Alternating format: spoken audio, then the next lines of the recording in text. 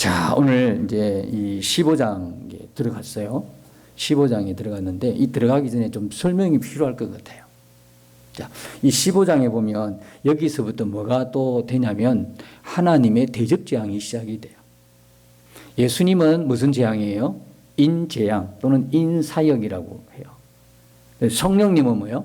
나팔재앙, 나팔사역. 그죠? 그 다음에 하나님은 뭐예요? 하나님은 대접재앙, 대접사역.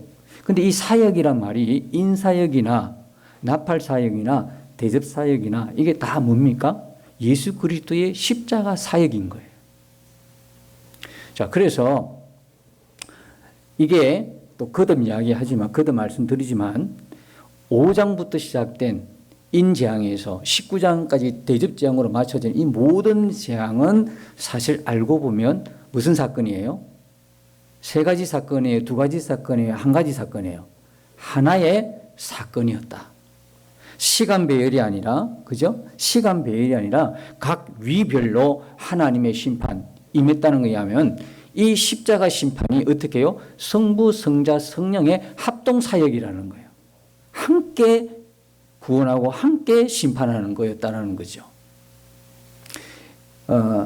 그러니까 예수님의 일곱째 인을 뗄 때, 계시록 8장에 보면 일곱째 인을 뗄 때 뭐가 시작됩니까?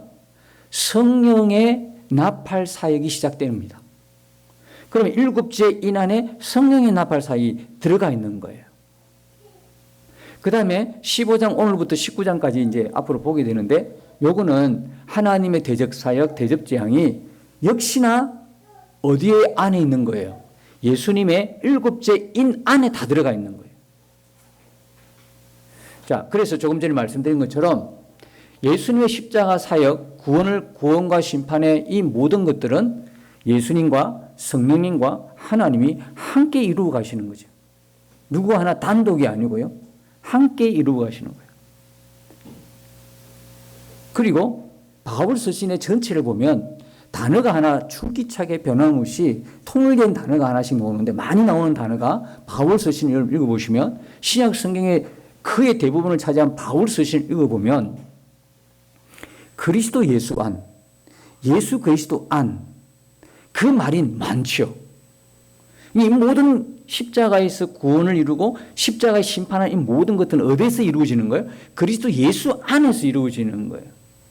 왜 그럴까요? 골로새서 1장 16절 17절 보면 모든 만물의 창조가 누구를 위해서? 예수 그리스도를 인해서 창조된 거고, 그리고 또한 심판과 구원도 어떻게 해요? 그리스도 예수를 위하여 이루어지는 사역이다 이 말이에요. 모든 만물이 누구로 말미암아? 그리스도로 말미암아 생겨났다네. 창조도 그렇고 심판도 그렇고 구원도 그렇고 모든 것이 뭡니까? 예수 그리스도 안에서 이루어지는 일이라는 것을 우리에게 보여주고 있는 것이죠.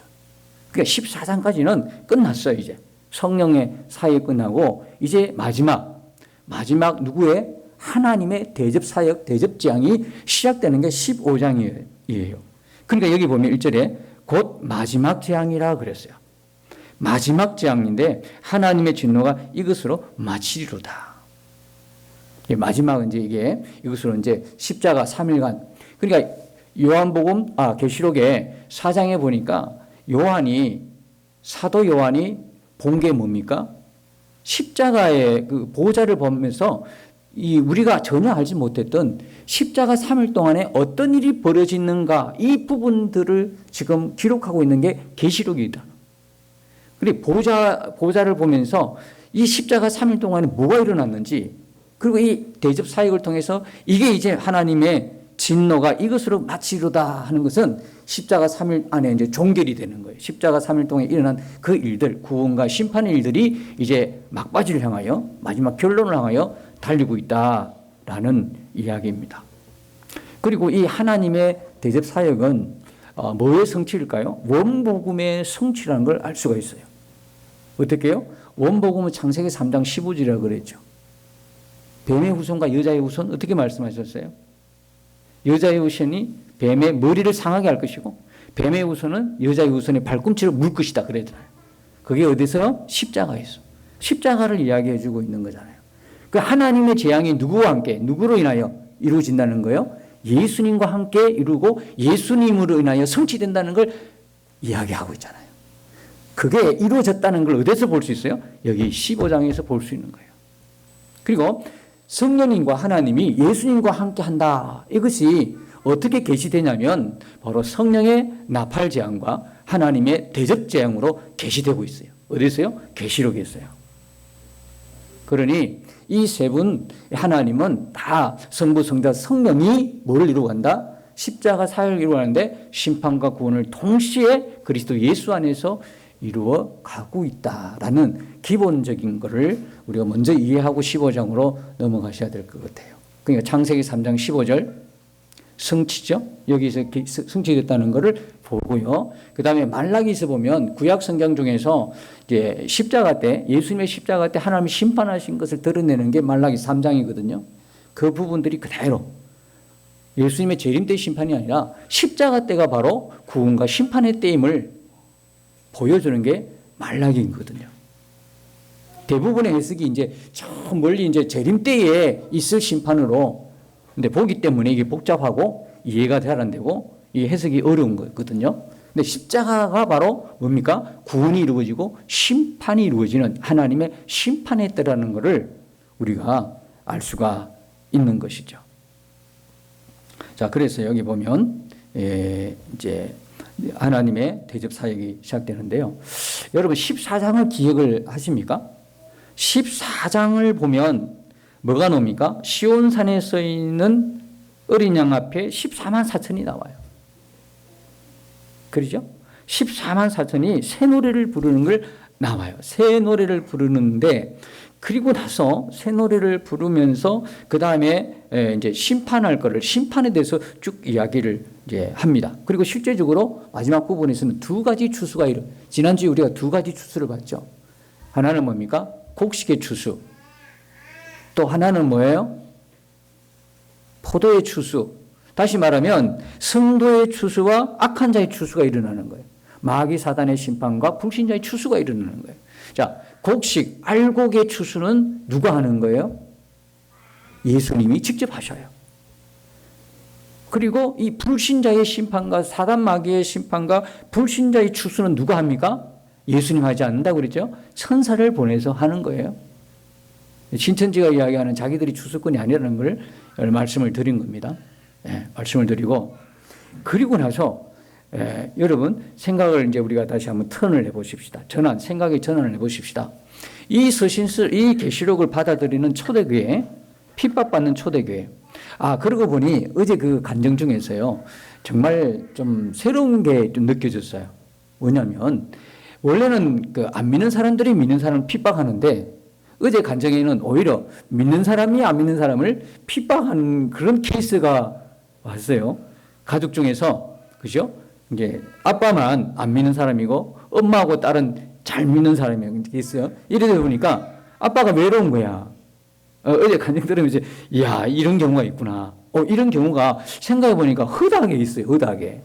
그럼 가족 안에서 뿐만 아니라 우리가 어떻게 해요? 밖에 나가서 그리스도인으로 살지 못하면 우리가 오히려 천국을 가로막고 있는 자, 전도를 방해하는 자, 오히려 안 믿는 불신자에게 박해하는 자, 천국을 소개 못하는 그런 박해자가 될 수 있겠다고 하는 그런 아주 깨달음이 있었어요.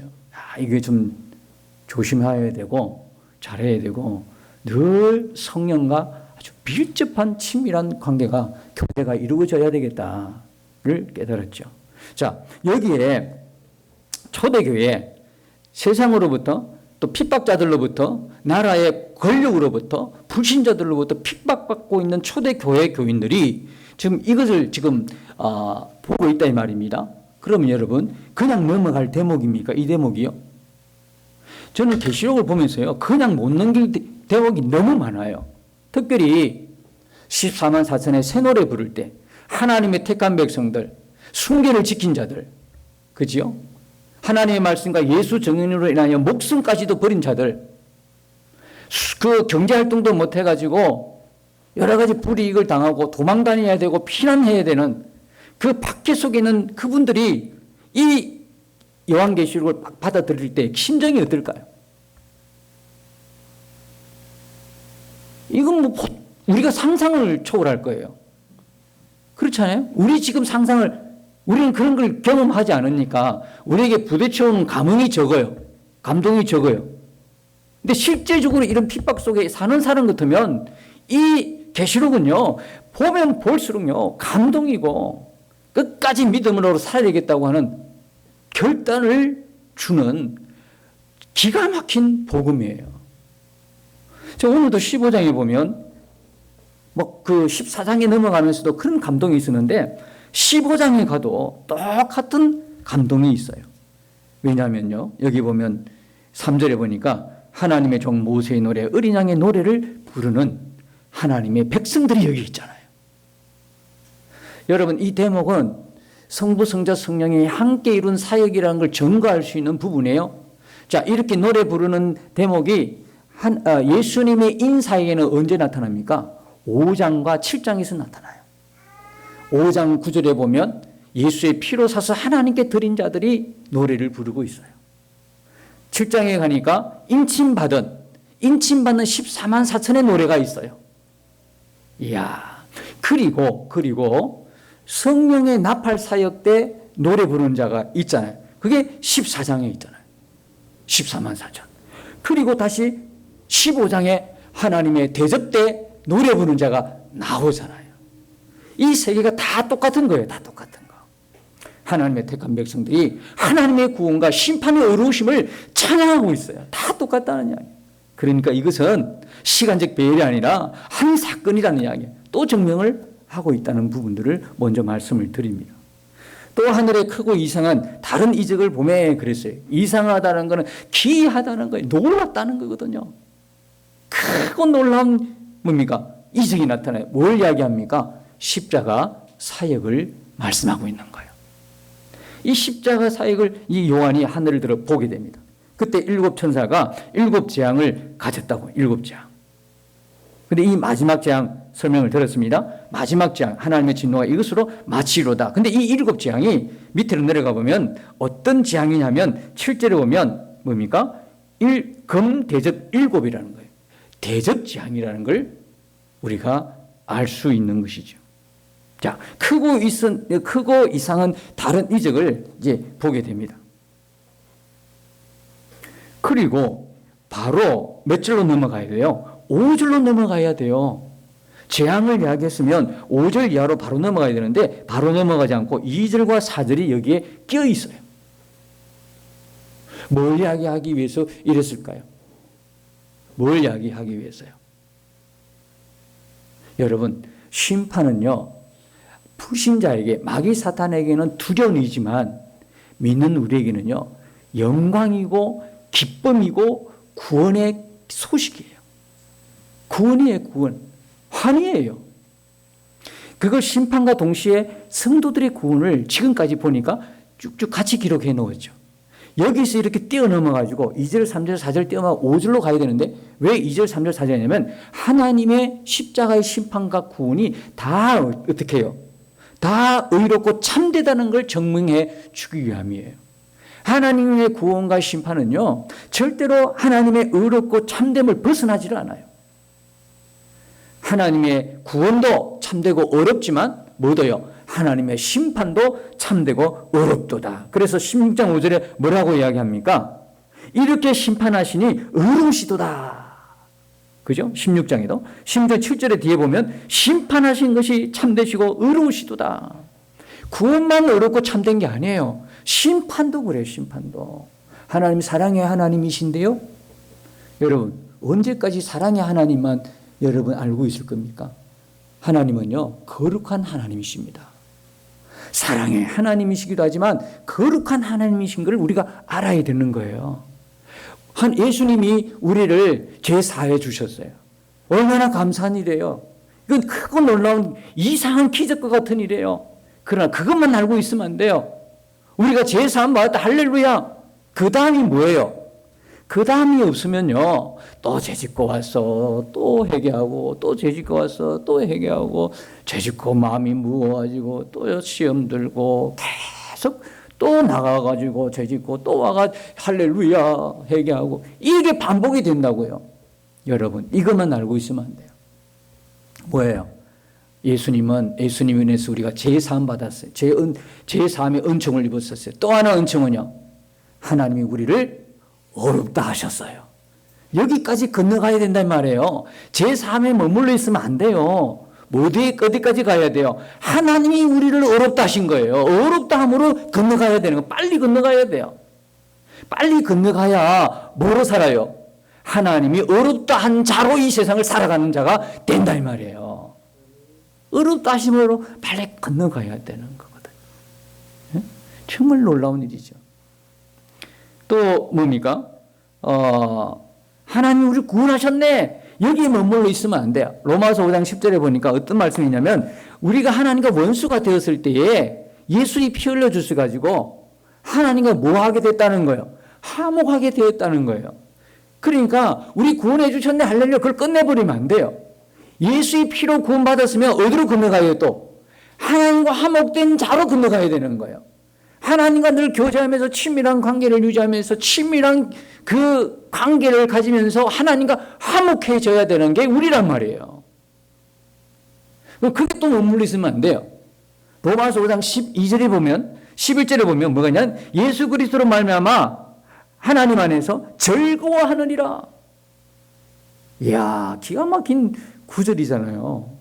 우리를 죄 없다 하시는 것도 감사하지만 우리를 어렵다 하시고 하나님과 화목해 하시고 그냥 우리가 예수 그리스도로 말미암아 기뻐하게 하셨으니까 그래서 예수 믿는 바른 성도의 모습은 뭐냐면 기쁨이 떠나가지고 하는 거거든요. 우리의 얼굴은 해바라기예요. 기쁨이 충만한 자들 그래요. 어떤 환경이 좋아서 기뻐하는 것은 잠시 잠깐 누구나 할 수 있는 거 세상 사람도 할 수 있는 거지만 그런 환경이 아님에도 불구하고 그럼에도 불구하고 감사하고 그럼에도 불구하고 기뻐하는 사람이 누구냐면 예수의 생명이 있는 자와 예수와 함께하는 동행하는 하나님의 사람들이다 이 말이에요. 고난 속에도 기뻐한다면 고난 속에도 우리에게 그 있는 것이 아니라 질그릇 같은 우리 안에 보배이신 예수님이 계시니까 우리가 그렇게 살아가는 자가 된다는 것이죠. 정말 놀라운 것 아니겠습니까? 너무 놀라운 거죠. 그러니까 심판도요. 하나님의 심판도 어려운 거야. 하나님의 사랑의 하나님이신데 왜 하나님은 심판하십니까? 몰라서 그래요. 너무 몰라도 하나님 너무 모르는 거예요. 여러분 하나님은요. 그렇게 심판하신 분이 아니야. 하나님은 예수 그리스도의 피로 우리가 못하니까 하나님께서 죄로 인하여 영원한 멸망 속에 빠지는 우리를 위하여 예수의 십자가의 그 피를 흘리셔가지고 구원의 길을 열어놓으셨잖아요. 끝까지 그걸 거부하는 거예요. 끝까지 거부하는 거예요. 하나님의 사랑을 거부하는 거예요. 하나님의 구원을 거부하는 거예요. 어쨌으면 좋겠어요? 어떻게 해야 됩니까? 그런 사람일수록 하나님은 사랑의 하나님인데 왜 하나님이 심판하시고 말이야 이렇게 나오는 거예요. 여러분 기억하셔야 돼요. 사랑의 하나님이지만 그분은 거룩한 하나님이세요. 그걸 기억해야 돼요. 하나만 가지고 그냥 자기 옳은 대로 생각해 버리면 하나님을 만날 수가 없는 것이죠. 그래서 그 중간에 그 어려움에 대해서 하나님의 어렵고 참된 구원과 심판의 사역에 대해서 이렇게 말씀하시고 있는 거예요. 자, 그다음 2절에 보면 또 내가 보니 불이 섞인 유리바다 같은 것이 있고 그래요. 여러분 유리바다는요. 계시록 4장 6절에도 있어요. 유리바다인데 수정 같은 유리바다라고 나와요. 그리고 계시록 22장 1절에 보면 수정과 같은 생명수라는 말이 나와요. 그래서 보좌에는 생명수가 흘러 넘치는 거예요. 에스겔의 예언 성취기도 하고요. 하나님 보좌 앞에 항상 생명수가 흘러 넘치거든. 그 생명수가 이 땅에 육신의 몸을 입고 온 분이 누구예요? 예수님이잖아요. 그래서 그 예수님을 만나면 항상 우리 안에 목마름이 없어지는 거예요.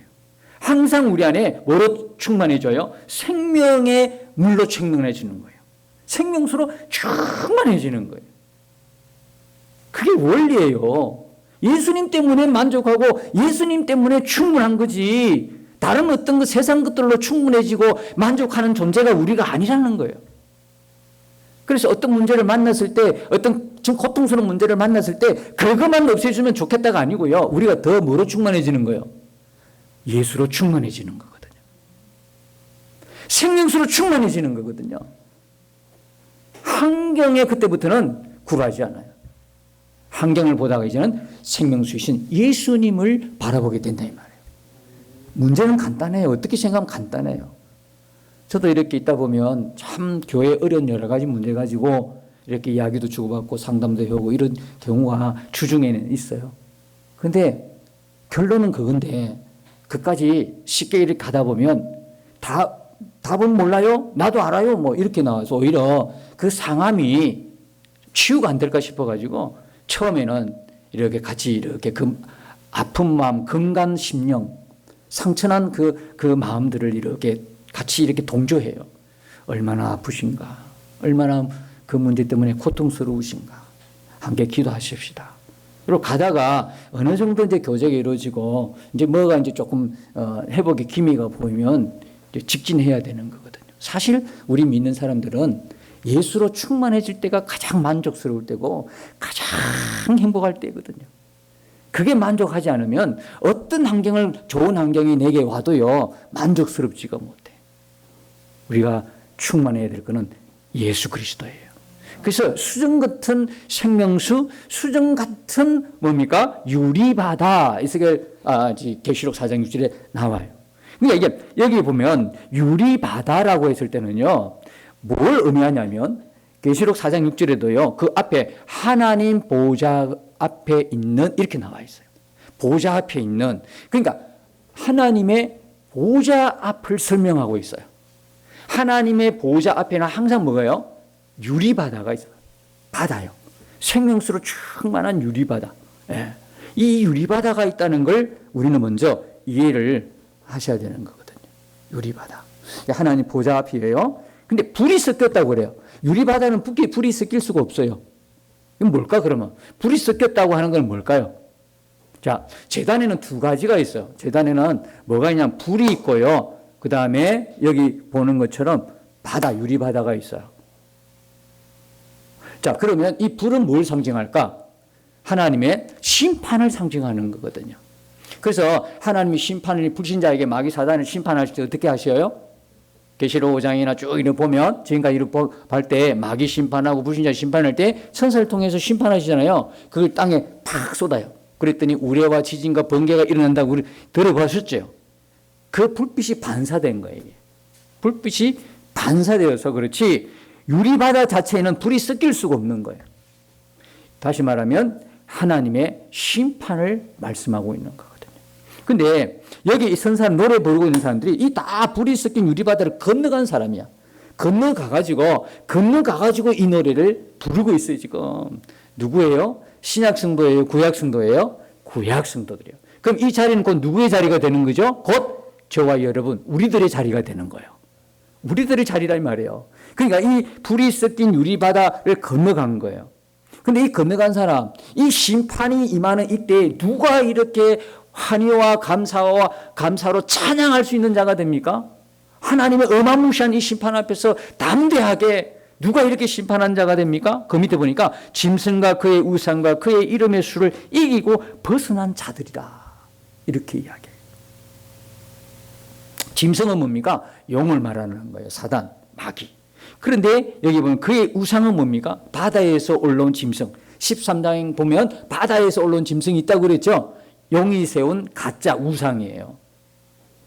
자, 이들을 섬기지 않았어요. 그의 이름의 수 뭐예요? 666. 그죠? 이 표도 안 받았어요. 내가 굶어서 죽을지언정, 그죠? 우상을 경배하지 않겠다. 내가 굶어서 죽을지언정 이 표를 받지 않겠다는 거예요. 내가 짐승과 우상을 섬기지 않겠다. 나의 섬김은 오직 하나님이다. 예수 그리스도. 오늘날도 그런 게 많아요. 뭐 이런 유형처럼 초대교회처럼 그런 유형은 아니지만 우리는 우리의 삶의 현장에 그런 선택을 받을 때가 참 많아요. 하나님이냐 세상이냐. 그죠? 그 선택의 기로가 우리 앞에 많이 놓여져 있어요. 뭘 선택하느냐예요. 내가 모든 걸 감수하더라도 희생을 감수하더라도 나는 오로지 하나님이야. 그 사람들이 지금 그 사람들이 여기서 보니까 이기고 벗어난 자들이라는 거예요. 이긴다는 이야기는 싸웠다는 이야기거든요. 여러분, 하나님께서 우리에게 다 구원을 이루어 주신 것은 맞아요. 그건 진리죠. 100%예요. 그런데 그걸 진리를 믿고 받고 사는 우리는 어떻게 매 삶의 현장에서 어떤 일이 벌어지는 거예요? 싸우는 일이 벌어지는 거예요. 조금 전에 이야기했잖아요. 뭘 선택할 것인가부터 시작해서. 그죠?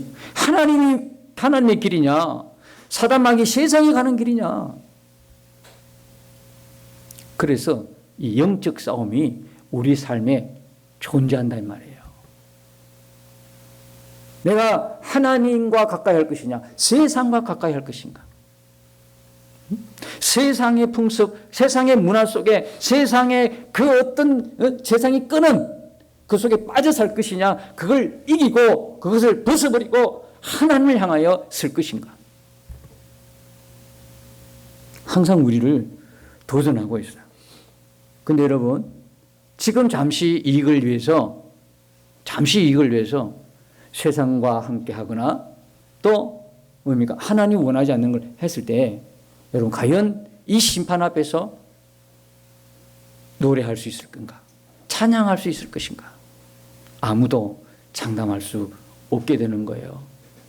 그러니까 여러분, 우리는 모두 다 하나님의 그 예수 그리스도의 은혜로 예수의 피로 말미암아 하나님께 속한 자들로서 이 구약 성도들이 이렇게 찬양했듯이 우리도 장차 하나님 앞에 보좌 앞에서 하나님을 높이고 하나님을 찬양하는 모세의 노래와 어린 양의 노래로 즐거이 하나님을 찬양하는 사람이 되어야 할 것입니다. 자, 이기고, 그죠? 이기고, 자, 그 다음에 유리바닷가에 서서 하나님의 검은고를 가지고 하나님의 종 모세의 노래, 어린 양의 노래를 불러 이르되, 이상합니다. 여기 뭐가 놉니까? 모세가 노래가 노네요. 모세의 노래. 이건 뭐지요? 모세의 노래는 어디 있습니까? 출애굽기 15장에 있어요. 그러면 그 출애굽기 15장이 여기 계시록에 보니까 요거 뭐 연관이 있는 거예요, 이게. 자, 출애굽기 15장의 모세의 노래의 연관성은 뭡니까? 자, 이 애굽에 있다가 이제 출애굽하게 되죠. 출애굽할 때 출애굽의 첫 번째 뭐였습니까? 어린 양의 피를 문설주에 바르는 게 첫 번째였어요. 그러니까 이스라엘 백성들이 출애굽한 첫 번째 단추는 뭐냐면 어린 양의 피로 말미암아. 근데 이때 어린 양의 피로 말미암아 출애굽하는데 이 어린 양의 피는 누구를 보여주고 있다고? 예수 그리스도의 피를 이야기하고 있는 거죠. 그래서 그 어린 양의 피를 문설주에 바르고 출애굽을 합니다. 이스라엘 백성들이 출애굽하는데 누가 따라옵니까? 애굽 군대가 따라오는 거죠. 어디까지요? 홍해 바닷가까지 따라오는 거예요. 큰일 났어요. 그때 많은 사람들이요, 난리 났다고 막 그냥 그 상황만 보고 하나님이 자신들을 인도한 걸 못 보고 하나님이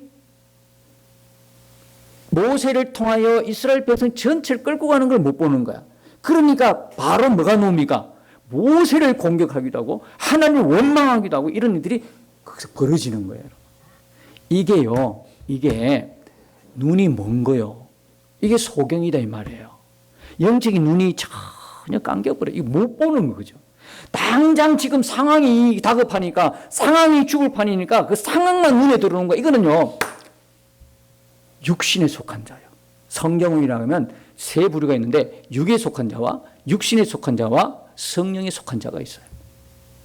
육에 속한 자는 아예 안 믿는 사람이에요. 이게 영의 사람이 아니에요. 이건 아주 예수님을 영접하지 않은 사람이에요. 육신에 속한 사람은요, 예수님은 영접하고도 계속 기웃거려. 계속 이 세상 사람인지 이게 영적 사람인지 헷갈려.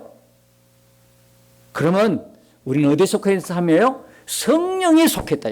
성령에 속하면 그의 통치권은 누구에게 있어요? 하나님께 있다 이 말이에요. 하나님 말씀만 보고 가는 거야. 말씀 앞에 순종만 하고 가는 거야. 상황이 어떻든 간에. 근데 우리 모두가 그렇게 되었으면 좋겠는데 대부분 보면 육신에 속한 자로 살아가는. 그러면서 어디로요? 영에 속한 자로 이렇게 하나님의 은혜 가운데에 인도하심 받고 이렇게 넘어가는데, 이 이스라엘 백성들이 상황만 보이지 하나님의 인도가 안 보이니까 입에서 막 쓴뿌리가 나가는 거예요. 불평 불만이 나가는 거예요. 교회도 똑같습니다. 거기서 똑같아요. 제가 지난번에 권위에 대해서 말씀드렸잖아요.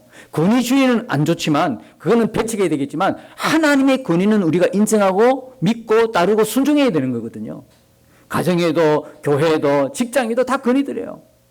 보세요. 그 권위에 대항하고 거역해봤자 그 사람 불행한 거야. 권위가 없는 사람은 불행한 거야. 교회 안에서도 자기 권위가 없어. 더 배울 게 없어. 자기가 최고야. 자기가 법이야. 얼마나 불행합니까? 얼마나 불행해. 앞이 안 보여. 자기 위에 머리가 없어.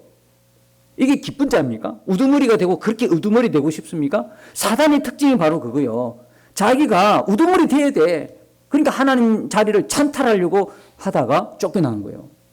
여러분, 우리에게 권위가 있다는 게 행복한 거예요. 우리에게 하나님 더 배울 게 있고 더 배워주는 사람이 있고 하나님의 권위를 가지고 나를 지도해주는 사람이 있다는 게 감사한 거예요. 여러분 가정에 아내들은 세운 그 남편의 권위 안에 있을 때 행복할 수 있는 거예요. 권위를 거역하고 거부하고 밖으로 뛰쳐나갈 때 그때부터 불행은 시작되는 거예요.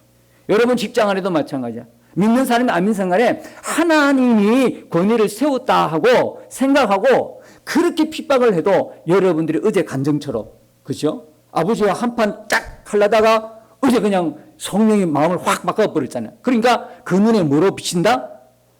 자, 새 삶은 어린아이처럼 아버지가 비춰지더라는 거거든요. 그렇게 불쌍하게 비춰. 그렇게 안 됐다는 마음이 비춰지면 그 마음은 누가 주신 거다?